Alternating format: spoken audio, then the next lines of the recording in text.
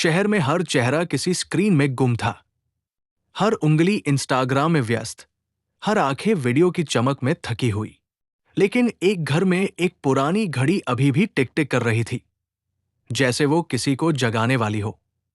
विवान 15 साल का, PUBG gaming का दीवाना लड़का, दिन का 90% मोबाइल पर। सानिया 17 साल की, फिटनेस से दूर पर ग्लैमर रील्स की दीवानी। विवेक, उनके पिता, एक समय के मैराथन रनर, अब डायबिटीज से जूझते हुए। दादी, जिनकी लाइनें सोने से भी भारी थी। रिंगो, एक अलार्म जो झूठ नहीं बोलता। विवान और सानिया दोनों के हाथ में हमेशा एक हाई चीज मोबाइल फोन्स। स्कूल से आते ही दोनों काउच पार पसर जाते और शुरू हो जाता इंस्टा, फेसबुक, रील्स और एंडलेस स्क्रॉलिंग। ना वॉक, ना गेम, ना फैमिली, बस वर्चुअल दुनिया। मम्मी बार बार कहती, जरा बाहर जाओ, हवा लो, आंखें खोलकर जिंदगी देखो। पर जवाब मिलता, मम्मी, एक रील बची है बस। पापा फ्रस्ट्रेशन में एक दिन बोल पड़े, फोन तो हाथ में है, पर लगता है दिमाग किसी और के कंट्रोल में है। एक दिन स्कूल में फिजिकल टेस्ट था। विवान 2 मिनट में थक गया। सानिया चढ़ाई पर चक्कर खा गई। डॉक्टर बोले, स्क्रीन की हेल्थ बढ़ रही है, बच्चों की घट रही है। रिंगो की एंट्री, एक आवाज जो आंखें खोलती है। फोन में एक नया अलार्म आया खुद ब खुद। हर सुबह 6 बजे बजता और कहता, तू जी रहा है या सिर्फ स्क्रॉल कर रहा है? तेरे फॉलोअर्स तो बढ़ रहे हैं, पर हिम्मत कहाँ गई? बॉडी एक मशीन है और तू उसे जाइन लगाकर सेल्फी ले रहा है। एक शाम घर में सब रेडी हो रहे थे डिनर के लिए। दादी अपने कमरे से निकली, हाथ में चाय का कप था। अचानक उनका पैर फिसला और गिर गई। दादी जमीन पर थी और उनके हाथ से कप छूट गया। विवान और सान्या ने स्क्रीन से सर उठाया, पार बॉडी हिली तक नहीं। मां चिल्लाई, विवान, सान्या, दादी गिरी है। दोनों भागे, पर विवान की सांस फूल रही थी और सान्या थोड़ा लड़खड़ाई। पापा धीरे से आए और बस एक लाइन बोले, जिन हाथों में फोन है, क्या वो मां बाप को थाम पाएंगे? घर में सन्नाटा।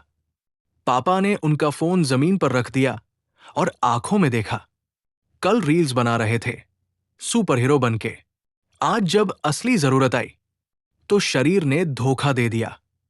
मसल्स फिल्टर और गेम में नहीं दिखते, वो तब काम आते हैं जब किसी को सच में उठाना पड़ता है। फोन तुम्हें नोटिफिकेशन देता है, पर शरीर जब थक जाता है, वो अलर्ट नहीं करता, बस टूट जाता है। सान्या की आंखों से आंसू टपक पड़े। विवान ने फोन जेब में रखा और कहा, अब किसी स्क्रीन को नहीं, खुद को ऑन करूंगा। उसी रात नींद में भी सान्या के कानों में वो आवाज गूंजती रही, तेरे पास लाइक है, पर तंदुरुस्ती कहाँ है? सुबह जब अलार्म बजा, रिंगो बोला, अब वो लाइन एक इंसान की आवाज में जो दिल तक पहुंचे। फेस ग्लो फिल्टर से नहीं, पुशअप से आता है।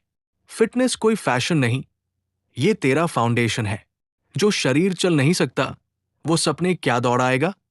हर लड़की को सेल्फ डिफेंस आना चाहिए और हर लड़के को सेल्फ डिसिप्लिन।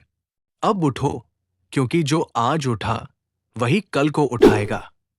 अगली सुबह दोनों उठे और दोनों ने एक दूसरे को देखा, बिना बोले मुस्कुराए और अपने आप को बदलने लगे। अगले कुछ दिनों में घर का माहौल बदल गया। दादी के साथ मॉर्निंग वॉक, पापा के साथ पुशअप्स, माँ के साथ हेल्दी ब्रेकफास्ट बनाना और शाम में एक आध डिजिटल डिटॉक्स। स्कूल में विवान ने पीटी क्लास में फर्स्ट टाइम टॉप किया और सान्या ने स्कूल गर्ल्स के लिए एक सेल्फ डिफेंस कैंपेन शुरू किया, फिट बनो, हिट बनो।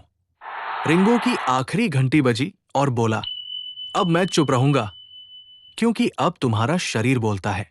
विवान और सान्या मिलकर एक चैनल शुरू करते हैं, वेकअप इंडिया। स्क्रीन से नहीं, शरीर से जियो। वो बच्चों, लड़कियों, लड़कों, बूढ़ों सबको बताते हैं, मोबाइल में घंटी तो है, पर चेतावनी शरीर देता है। जब शरीर थकने लगे बिना कुछ किए, समझ लो अब वक्त है बदलने का।